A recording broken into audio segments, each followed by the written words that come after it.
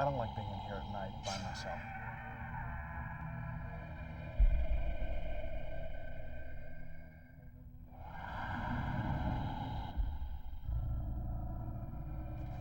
If there are ghosts anywhere, they would be here.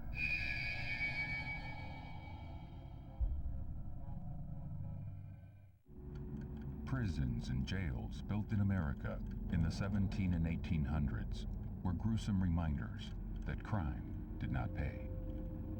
In a time when deplorable living conditions walked hand in hand with death and personal tragedy, these institutions of punishment were truly terrifying places that assuredly left deep psychic fissures in this world and the next.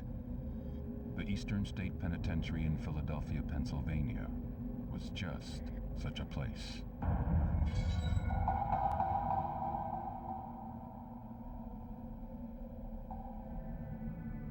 Most prisons before Eastern State was constructed were large open holding cells, and they would put everybody in together. They'd put adults in with children, men in with women, and all types of criminals. So petty thieves would be locked in with murderers, all packed into these large open holding cells. They were incredibly violent, disease-ridden. Sometimes disease would wipe out the entire prison population. There was very little sense that people would be better after they were released. In response to these wretched conditions, a new type of prison was planned. Built on an elevated cherry orchard just outside Philadelphia, the Eastern State Penitentiary was supposed to be a new and humane way to house prisoners. But in fact, it turned out to be a place of solitude and misery. In the early years, prisoners at Eastern State lived in extreme isolation. They woke up in their cells, spent 23 hours a day in their cell, went to bed in their cell, and knew almost nothing aside from this small white room. Typical sentence was about 2 years. Inmates were given some kind of simple work to do in their cells and given nothing to read except for the Bible. The majority of them were illiterate anyway. And so, in the early decades of the prison's use, the experience of an inmate would be about surviving isolation, day in, day out for years at a time with almost no human contact. Spending years in strict isolation can drive a person insane. Prisoners were housed in small individual cells with no windows and shortened doorways, specifically designed to humiliate an inmate. The only light source in the room came from a single hole cut in the ceiling of the cell, called the Eye of God. The prison cells at Eastern State were designed like small chapels. They have a high arched ceiling and blank white walls, and the only light comes in from above, and they call it the Eye of God. And so when you're in there, you look up and all you see is this little circle of daylight looking down, and it does look a little bit like an eye. And it's meant to create the impression that you're always being watched, and that even though there's no windows in the room, God is looking down at you through this little point, this little eye above. It's spooky. The key to the success of Eastern State Penitentiary was the complete isolation of its inmate population. As a matter of practice, prisoners were hooded whenever they were outside their cells. Cells were built with soundproof walls in order to keep the prisoners from fraternizing with each other. For all essential purposes, the inmates were cut off from the outside world, forbidden to see another prisoner for the entire duration of their sentence. The people who ran Eastern State Penitentiary had a fetish about silence, and so even the guards pacing these corridors wore socks over their shoes to muffle their footsteps. And the carts they used to roll food up and down the hallways had leather over the wheels. They'd roll silently up and down the hallways. Inmates ate in their cells, they slept in their cells. Inmates were only taken out of their cells to bathe about once every 2 weeks, and when they did that, they had their heads covered with a hood with no eye holes, basically put a bag over their head, so that all the inmate would remember from their time at Eastern State was the 4 walls of their cell. Silence was strictly enforced at the Eastern State Penitentiary. If a prisoner was caught making any noise at all, they were severely punished. Prisoners who continually broke the rules faced stiffer and stiffer penalties. Over time, the prison's administrators had to resort to more intense forms of punishment to get their point across. Punishments for repeat offenders included the straitjacket, the iron gag, and a particularly hideous contraption called the mad chair. Most prisons at the time were extremely violent, and inmates who came into Eastern State could expect at first they'd be treated very well. But if inmates committed infractions of the rules at Eastern State, they'd be treated the way they'd be treated at any other prison in the early 1800s, which was with extreme force. Sometimes they would take inmates out into their exercise yards, hang them by their wrists from chains, strip them naked, and douse them with water in the wintertime.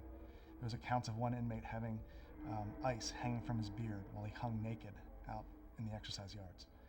There was even an inmate named Matthias Macumsey who was consistently making noise, and they couldn't get him to stop, and they put him in a device they called the iron gag. It held his hands behind his back, and a bar went up and into his mouth and put a metal rod against his tongue to keep him quiet. And he struggled against it, and his tongue swelled, and he choked to death. There was an investigation. They looked into it and decided that he'd asked for it. He had it coming. This was typical for the way prisons were run at the time. Life was cheap in the early 1800s. If a prisoner survived solitary confinement and had the physical strength to conquer the prison's many torture devices, he had one more demon to defeat, that being disease. The prison's poorly designed heating, plumbing, and ventilation systems worked together to spread the putrid odor of human waste to every nook and cranny of the building.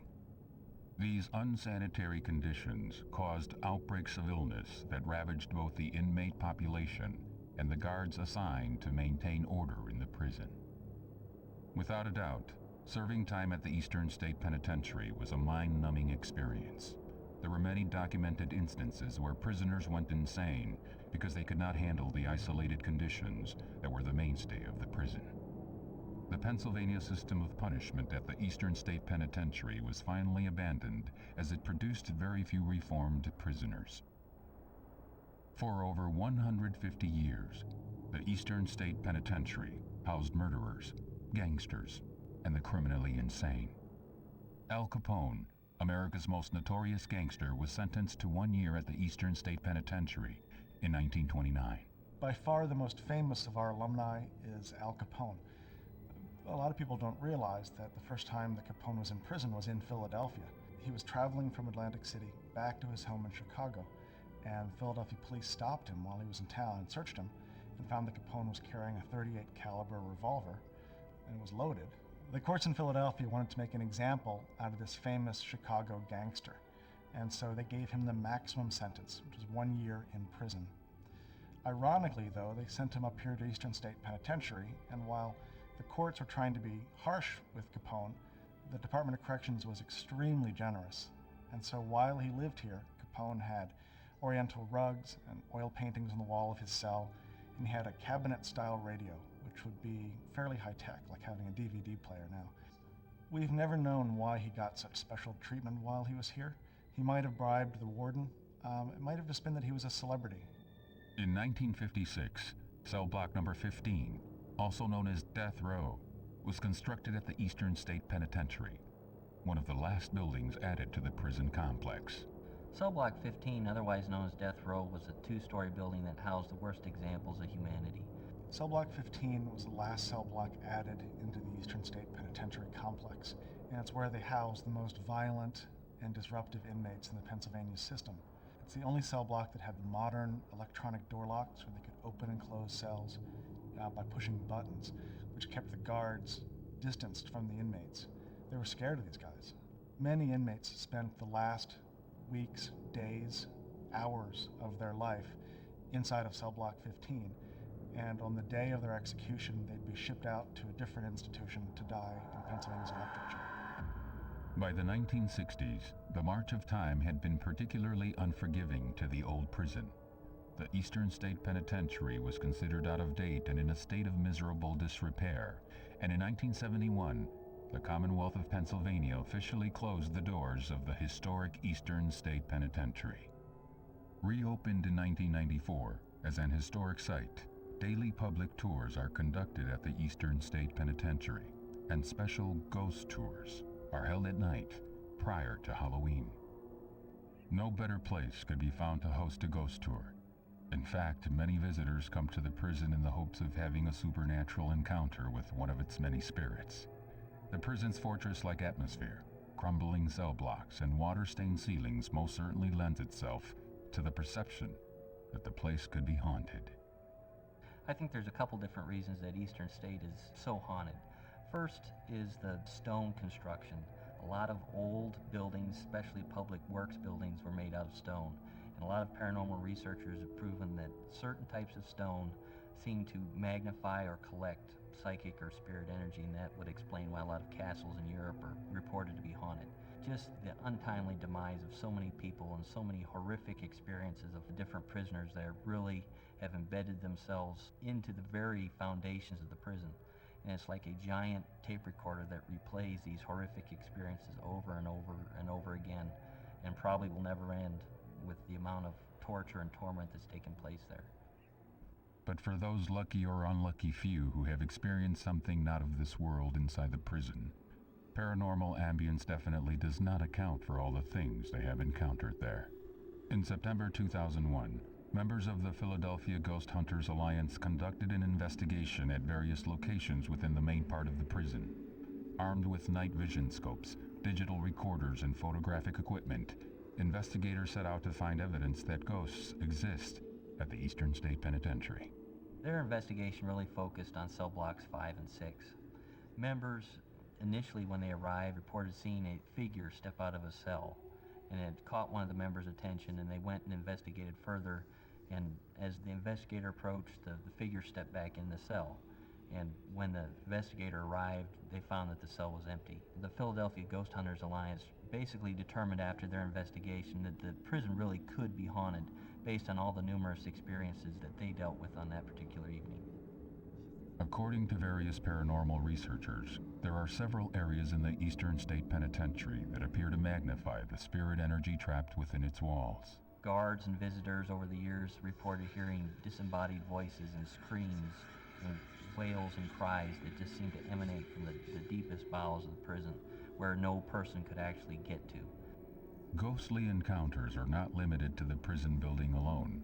The ghost of a prison guard has been observed numerous times in one of the prison's guard towers. What did the guard witness in the courtyard that tethers his spirit to the prison even in death? No one knows for sure. One of the towers, a guard is seen to keep watch on an empty prison. Why a prison guard would want to be there after they've passed on to the other side, I don't know. But who knows the horrors that this particular guard has seen during his time at the prison. And he's still said to keep watch from his guard tower, watch the inner courtyard of the prison. Probably one of the eeriest stories told about the old deteriorating landmark centers around the terrifying experience of a locksmith who was called in to work on several locks inside the prison. When the prison became a historical location, they started doing ghost tours right before Halloween. And a locksmith was called in to work on a couple of the older locks just to facilitate the tour. As the gentleman was working on the locks, he looked down the hall and he saw a person standing there watching him. He had that feeling that somebody or something was watching him. And as he looked at this figure, he noticed that it started to kind of fade. It was solid as you or I, and then it would just kind of turn into like a smoke or just a kind of an outline of a person. And as he watched, he noticed that this smoke started to move down the hall towards him.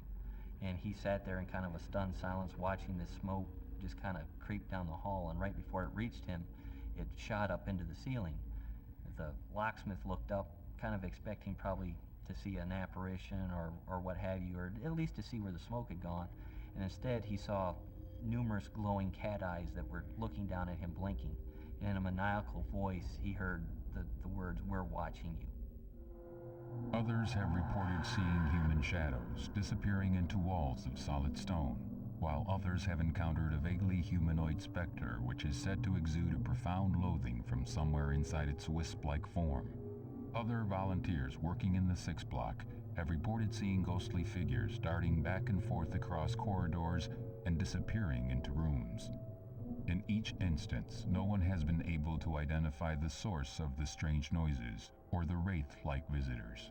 Without a doubt, the Eastern State Penitentiary is haunted. There were evil men placed in this prison to keep them away from humanity, and that evil still exists there today. Only now it's just waiting in the shadows, waiting for that unsuspecting visitor to get too close, to finally make or exact its revenge. We've always heard that Eastern State is haunted, and it's hard not to walk around here and feel that people just left, or that there's something happening behind you. But then you look around, you see the way the building's deteriorating, and it's this lost world of just crumbling walls and the skylights throwing the light down, or moonlight at night. And it's very, very spooky. You have to believe that if there are ghosts anywhere, they would be here, because there were so many thousands and thousands of people who lived out the end of their life in this building trying to get out and not able to do it. The numerous paranormal events encountered by visitors and staff, coupled with the documented incidents reported by ghost investigators at the Eastern State Penitentiary, are proof that sometimes, when a prison is abandoned, the spirits of the men and women who died there linger behind. What lurks in the shadows behind the walls of the old Eastern State Penitentiary? No one knows for sure, but one irrefutable fact seems to go unquestioned. When the prison is silent, and the only noise that can be heard is the howl of the wind through the halls or the groan of a cell door moving by itself, the prison's horrible past creeps out and mingles with the present. Eastern State Penitentiary is just a difficult place to be at night. It's creepy, and we generally keep out of here after sunset.